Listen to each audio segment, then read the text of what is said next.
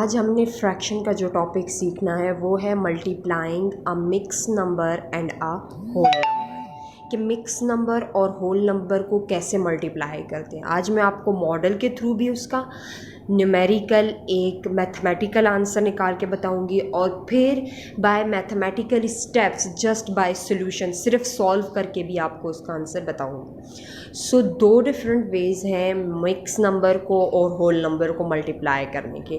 पहला है मॉडल के through, means just drawing you have to find the answer, और सेकेंड है मैथमेटिकल प्रोसीजर। तो पहला करते हैं मॉडल के through. So this is a mix number, ये एक मिक्स नंबर है 2 होल 2/3। इसको पढ़ने का तरीका है 2 होल 2/3। अब इस मिक्स नंबर को हम एक होल नंबर 3 से मल्टीप्लाई कर रहे हैं, ठीक है। So multiply by 3, so 2 whole 2/3 के लिए हम एक मॉडल बनाते हैं। 2 होल बता रहा है कि हमारे पास 2 बार्स मुकम्मल तरीके से शेडेड है, क्लियर, 2 होल बार्स। एंड 2/3 हमें ये क्लियर कर रहा है कि उसी साइज़ की जो थर्ड बार है उसको 3 इक्वल पार्ट्स में पहले आप डिवाइड करेंगे और उसमें से 2 को शेड कर देंगे, ठीक है। सो ये जो 2 होल 2/3 है इसको हमने फिगर की फॉर्म में, मॉडल की फॉर्म में पहले रिप्रेजेंट करना है। और मॉडल की फॉर्म में कैसे रिप्रेजेंट किया? 2 होल बार्स जो मुकम्मल तरीके से शेडेड है, 2/3 जो थर्ड बार है that is of same size of the first bars, उसके 2 पार्ट्स, उसको पहले हमने 3 पार्ट्स में डिवाइड किया, 2 को शेड किया 3 पार्ट्स में से, ठीक है। अब इस मिक्स नंबर को हमने 3 से मल्टीप्लाई करना है, तो इसका मतलब है या तो हम इस मिक्स नंबर को 3 दफ़ा ऐड करें या फिर हम इसको 3 से डायरेक्टली मल्टीप्लाई करें। तो फिर इसी मॉडल को हम 3 टाइम्स ड्रॉ कर देते हैं, जो जैसा कि आपको नज़र आ रहा है। 2 whole bars, third bar is divided into 3 equal parts और उसमें से 2 शेड कर दिए। फिर जब तीसरी दफ़ा बनाया फिर दोबारा 2 बार्स शेड की और जो थर्ड बार है उसको 3 पार्ट्स में डिवाइड किया, 2 को शेड कर दिया 3 में से। अब विदाउट डूइंग एनी कैलकुलेशन, कुछ किए बगैर हम अपना आंसर निकाल सकते हैं। कैसे? कि इन दोनों को, एक होल नंबर को और एक मिक्स नंबर को मल्टीप्लाई करके हमारे पास क्या आंसर आता है। तो पहले सारी होल बार्स काउंट कर लेते हैं, ठीक है। 1 2 3 4 5 6। तो हमारे पास कितनी होल बार्स हैं? 6 होल बार्स। तो हमें मिल गया 6 होल नंबर।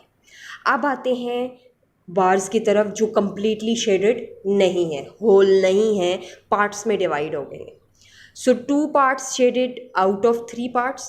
तो अगर ये एक पार्ट यहाँ एडजस्ट हो जाए तो ये बार भी कंप्लीटली शेडेड होके 1 होल दे देगी हमें, ठीक है।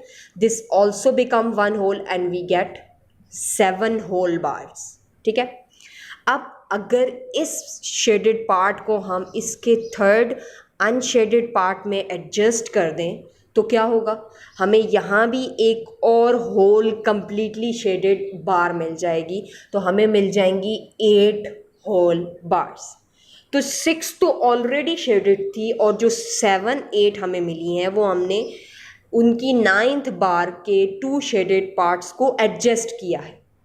जो ये 9 बार की, इसका एक शेडेड पार्ट इसको दे दिया, इसका एक शेडेड पार्ट इसको दे दिया, तो हमारे पास 2 और shaded, completely shaded whole bars आ गई and it gives 8। Clear? 8 is your required answer. हमने कोई कैलकुलेशंस नहीं की, कुछ भी नहीं किया, जस्ट बाय मॉडल हमें पता चल गया वी गेट 8। ओके, अब आते हैं नेक्स्ट की तरफ। अब हम इस मिक्स नंबर को होल नंबर से मल्टीप्लाई करेंगे, लेकिन मैथ्स के स्टेप्स के थ्रू। मिक्स नंबर है 2 होल 2/3 मल्टीप्लाई बाय 3।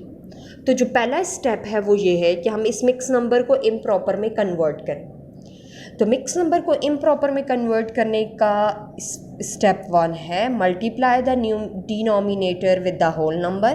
3 × 2 6, और जो आंसर आएगा उसको आपने न्यूमरेटर में ऐड कर देना है। विच गिव्स 8 और डिनोमिनेटर एज इट इज़ 3 और ये होल नंबर भी एज इट इज़ आ जाएगा।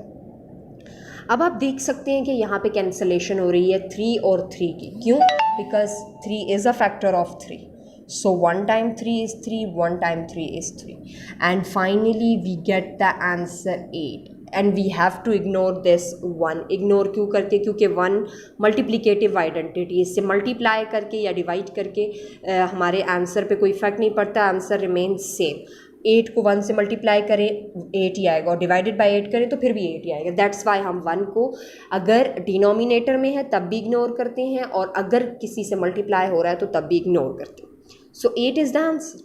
सो ये आप पे है कि आप मॉडल के थ्रू करें या मैथमेटिकल स्टेप्स के थ्रू करें।